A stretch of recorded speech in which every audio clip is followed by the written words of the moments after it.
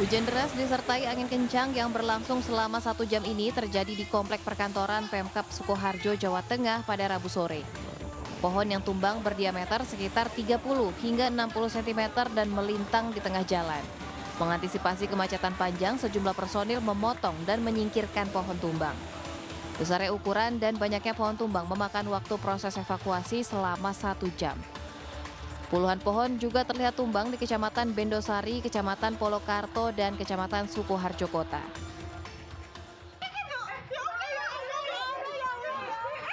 Dari ketinggian, video yang direkam oleh ibu-ibu ini juga memperlihatkan situasi mencekam saat angin puting beliung menerjang kota Sukoharjo. Suasana semakin mencekam karena saat hujan deras disertai angin kencang juga terjadi pemadaman listrik sehingga kondisinya gelap. Dari Sukoharjo, Jawa Tengah, Zanuar Setiaji, iNews melaporkan.